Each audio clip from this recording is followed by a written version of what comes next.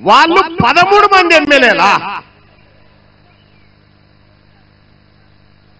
ఇయాల మా సుందర్ రాజన్న చెప్తా ఉన్నాడు 14 లక్షల మంది. వాళ్ళు ఓటర్లు కాదు, మొత్తం జనాభానే గంత.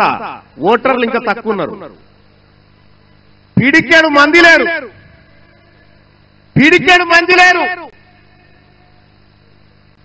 వాళ్ళు 60 మంది ఎమ్మెల్యేలై అసెంబ్లీలలో చట్టసభలలో కూర్చుంటే ఈ బీసీల బతుకులు మార్చడానికి వాళ్ళు నిర్ణయాలు తీసుకుంటారా? మీరు ఒక్కసారి ఆలోచన చేయండి. తీసుకోరు. ఇలా బీసీల చేతుల్లో భూములు లేవు, బీసీల చేతుల్లో అధికారం లేదు, బీసీల చేతుల్లో ఆర్థిక వనరులు లేవు. మొత్తం ఉన్నదంతా వాళ్ళ చేతుల్లో ఉన్నది. కానీ బీసీ ప్రజలారా గుర్తుపెట్టుకోండి, నిన్నటి దాకా ఒక లెక్క, ఇయాల్టి నుంచి ఇంకొక లెక్క. నిన్నటి దాకా ఒక లెక్క. ఈ బీసీలలోంచి ఎవడు అడిగేటోడు లేడనుకుర్రు. ఈ బీసీలకు ఇట్లనే 4 రోజులు ఉద్యమాలు చేసిపోతారనుకున్నారు. కానీ గుర్తు పెట్టుకోండి, ఇవాళ బీసీ సమాజానికి, తెలంగాణ రాష్ట్ర బీసీ ప్రజలకు మీ బిడ్డ టీన్మార్ మల్లన్న ఖడ్గం పట్టుకొని ఉన్నాడు. ఒక్క అనా పైసా పోయినా ఊరుకునేటువంటి ప్రసక్తే లేదు.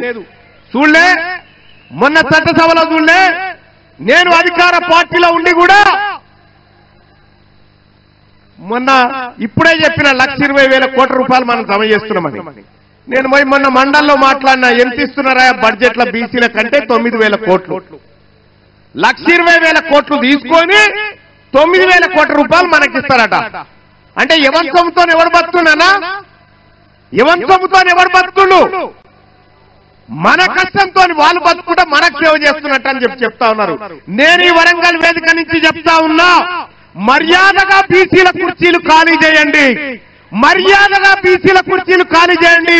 మా బిడ్డలంతా తయారున్నారు ఈడ ఎక్కడానికి, కుర్చీలు ఎక్కడానికి మా బిడ్డలు తయారున్నారు. ఇలా సిద్ధమేనా? ఉన్నారా?